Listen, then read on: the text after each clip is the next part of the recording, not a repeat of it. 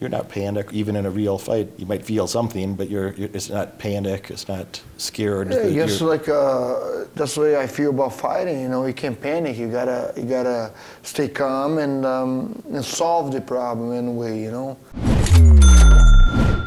10 Commandments of Wealth is live to the world this Sunday. Don't miss our special launch day event, the Easter Sunday Sermon. No day is too sacred to keep you from earning even more prosperity in your life. It's time for you to wake up, denounce your mediocrity, and let your financial future rise from the dead. Click that link below, get yourself registered, and show up on this Easter Sunday for this live event. I'll see you there. Today I get the pleasure to sit with Glover Teixeira. Glover's the current 205-pound champion at UFC. Beat up, I looked at your record. You fought really the toughest men of the last, 10, 15 years, guys that were former champions, and really the toughest guys of our generation. We're about the same age, and you won 33 professional fights there. Yeah, it's really an amazing record. And then very good, I've had the pleasure to chat with Randy Couture, that he's been here with me, and we've talked together in the past as well. But behind Randy, you're the second oldest champion at UFC of all time. Yeah. Randy is was one of my heroes. Watching him train with Chuck back then, and see him doing he's staying at 40, 42, and it was a motivation back then for us as a fighter, and now I'm motivating the young guys out there that it's possible. Yeah. You have an amazing story. You're obviously an extremely well-trained and tough man, but we were talking about it off camera. There's a normal man, if he has a little violence, a couple jabs and a cross, and he had a little bloody nose, and he's done fighting. Yeah. Like we talk about your business there, and how we deal with the situation, is different from everybody, right? Like I say, if I deal with your business and get jabbed like that, I probably quit it too, all right? And it's like you say, any normal people in the street that goes down and face a real fight, reality, to be honest, most of the people, you don't even have to jab them. When they see they yell and everything, you see those people yell at traffic light or whatever and screaming. But when they really see this fight is about to happen, they back it out, most of the people. We chatted off camera a bit. Today I'm down about $640,000 in the stock market. And you asked me does that bother me, kind of, and right. I'm like, no, not really. That yesterday I was up. A couple days ago I was up more. Yeah. Earlier in the week I was up about 559,000.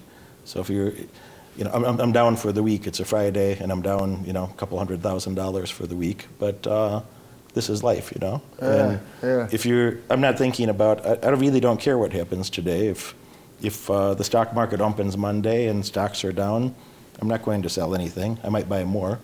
If the stock market opens on Monday and things are up, I'm still not going to sell things, because the things I own, I think they'll be more valuable 2 years, 3 years from now. So I'm thinking about the future. Always thinking, yeah. So in the same way, in your environment and in martial arts, that you're not panicked if you're sparring, or if you even in a real fight, that you might feel something, but it's not panic. It's not scared. Yeah, I guess that's the thing about training and knowing what you're doing. It's not you say that right. You know what you're doing. You've been in the game for a while. Somebody like me gonna invest my money on the stock market. It's definitely, if I just start doing it, it's definitely not gonna be good. We're gonna be broke ass pretty soon, because like you say, you already know where to go. If I lose more money on Monday, I'm gonna buy more, and it's okay, because that's the way I feel about fighting. You can't panic. You gotta stay calm and solve the problem in a way. That's what and that's what I feel in a training camp. For me, I'm gonna prepare for a fight, and last week I was training better than I did this week. So something happened in the week that my body is not responding well. So, it's just solving situation. And that happens in a fight too. I mean, hey man, this guy's, I'm losing this round, I lost this round, I'm getting caught with the punch coming in, and this or that, I can't take these guys down, so it's no time to be desperate, it's time to figure it out, focus in a moment right there and figure out that problem, That's like how I do my training, how I do my fights, and work, You rely on the things, I don't want to put words in your mouth, but I rely on the things that work the best over time, that when there's like a panic in the market, when other people are scared, if you can be calm, if you can look at the stock market or look at the business environment when other people are scared, when other people are being, making irrational decisions, is the best time for someone like me to say, oh, this is on sale and it shouldn't be. Oh, this is cheaper than, this is going to be a lot more valuable in the future. Let me get that. And to make those type of calm decisions when everybody else, in the stock market is a funny place where if you went to any of your favorite stores and you saw that there was a sale, 50% off, 70% off, on things that you would have gladly paid full price for, everyone's excited to go buy their favorite items for 70% off at the store.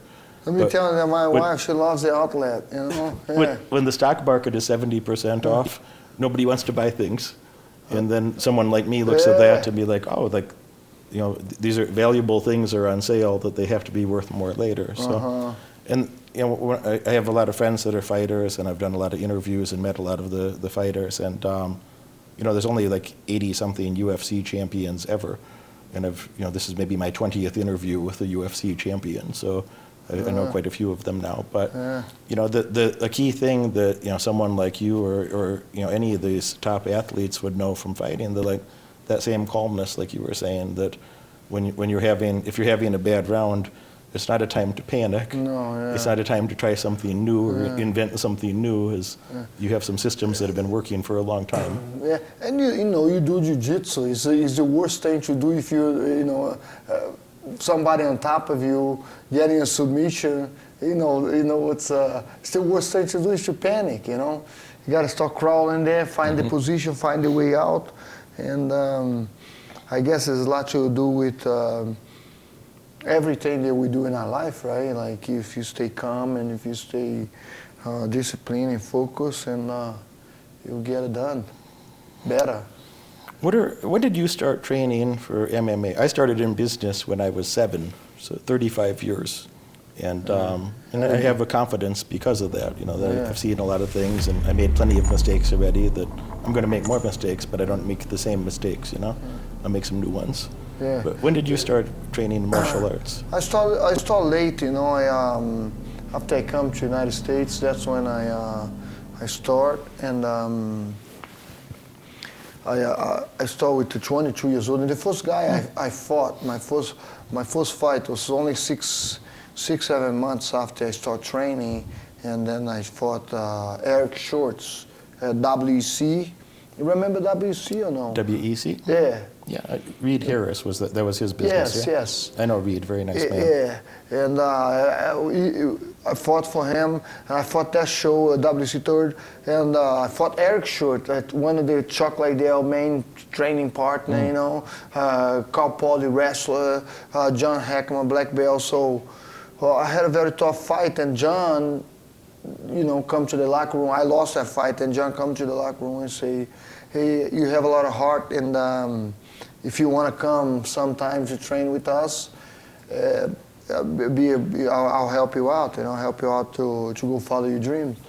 So I was living in Connecticut, still living now, but at that time, I went in and talked to my wife and packed the bags, and I went back to California and started training with John. But I started like 22 years old, and a few years later, 5 years later, I got called to fight in UFC, but I had my my visa, green card problem, because I was here illegal. So I had to go to Brazil and figure that all out. And 2012, man, that's when I got back to the United States, and I started fighting UFC. Yeah. And 10 years now. It's crazy. 10 years at UFC. 10 years UFC, 20 years of fighting. Wow. The good thing, the good thing about the difference between your business and my business, the good thing about you can keep doing your job for a long time, you know. Mine is like the age, you know. The age is like you have to stop sooner or later. You can be like 7 years old doing your business, you know. Stay over there calm and relax and just watch the stock market go down. Well, if you do a good job in business, you could be retired about our age. Yeah. And I did well enough for myself. You know, this is my hobby or this is my sport. You know that I don't have to work. I don't have to do anything that I really don't want to do. And but I don't know what else I would do. So I was laughing with, you know, my main MMA coach is Jake Shields, and I was laughing with him yesterday that I had some business things to do that I didn't really want to, and I've had I had a hard business week. I had many responsibilities that maybe I don't feel like it, but I had to do these things, you know, and that's fine. That's life, you know. But I was laughing with him. I said that I've been working so hard on business that now for fun. I get choked and thrown on my ass by professional fighters and you know, punch things until I get a little nerve damage in my hands and it don't sting quite as much. And my shin's all bruised. Henry Hooft was over. He was visiting me on Wednesday a couple of days. Do you know Henry? Henry? Henry Hooft. Yeah, oh yeah. I know him. Yeah, I know him for a long time. I met him like in 2009, I believe, through Pedro Rizzo. And Pedro say he's one of the... they train in, I think this gym, Shakurik in Holland. So all the best kickboxers to come over there, you know, they used to all train together. This gym is like supposed to be the biggest, best gym in the world, you know, for kickboxers. And he say, Henry, man, used to be like the best, the most talented guy training over there. He won 103 professional kickboxing fights. Pedro Rizzo talk very highly of him, and I know him forever. Very nice guy. Henry is a fantastic man. But we were working on kickboxing. My shin is all bruised up. All here is just bruised. And you work with him, you're gonna have to work hard. That shin hurts too. This one hurts more. But yeah, that's what I do for fun now. Is I have these bruises and scrapes and all these things. I don't have to do this, but I have this problem that I need a project. I need to be doing something that I don't like to sit around and do nothing. Yeah. So that's I think that's the attitude. That's a good attitude. That's the attitude that I tell my students to be. Is like for me too. I'm always thinking like I'm always like you can say you're grateful. You know, you say I make more than I ever thought I could. You know, so you're very grateful for what you have already, and now it's like it's more to coming because and it's more for, if it comes more is good. If not, you know, like you say, you already made it more than you thought. And for me, it was like that too in a way because you know, fighting UFC, I was already like, man, I come so far already. You know, I come farther than I ever thought I would make. Fighting UFC, you know, and then soon I was fighting the top 10 contender. You know, I fought Rampage, was right in my third fight. And you know, later on, it was just like keep going in the rank, and I'm like, oh, I'm top 5 fighter in the world. Yeah. And it just keep, you know, getting better and better, you know, and now I'm a world champion, and like, you know, I'm glad, and it's like I say, it's like I come farther than I ever thought I would, and I'm just grateful for, and right now, I'm doing because I know how to do this best, and I'm just doing it for fun too, in a way, and I know it's coming. I know more fights I'm gonna win, you know, and I know just gonna keep getting better. Gonna defend my belt in June 11 and keep going, man. Yeah. I was living on my coach's living room on a mattress, you know. I ended up like just bouncing at a bar. I'd been a cop, I quit my job. And Derek Moneyberg presents the 10 Commandments of Wealth. took the gamble on myself to become a successful professional fighter and make it to the UFC or Pride, and at the time. And am I making a sacrifice right now, or am I just investing in a better future? So it's easier for me to make those decisions when I think about it as like, oh. Yeah, absolutely. And now that you mention it, having to actually really process and think about it, I think that word sacrifice is kind of like, I believe it's the word that the ones at the top kind of use to make everyone else feel better about it. Because when you're at the top, now you realize that was an investment. Was everything just golden and easy and handed to you, or do you have a little struggle yourself along the way? No. Yeah, in 2013 and 2015, I was living out of my car, full time, and I was too proud to ask for help. Like, how ridiculous is that? You're living out of your car and you think you know it all. And 2015, that's when I kind of I knew that I didn't know it all. So why not find experts in that and really shortcut that? I thought I was going to just chip away. I thought I was just going to read books till I was an expert. I never really talked to anyone that actually did it. My entire net worth is up 25%. I've already seen a 300% rate of return. 5x my net worth. I'm up 200K. A 10x return on my investment. I know for a fact that without working with Derek, none of this would have ever happened. I make more money than I've ever made in my entire life. I owe that to Derek's advice. The idea of not taking this and not investing in yourself is insane.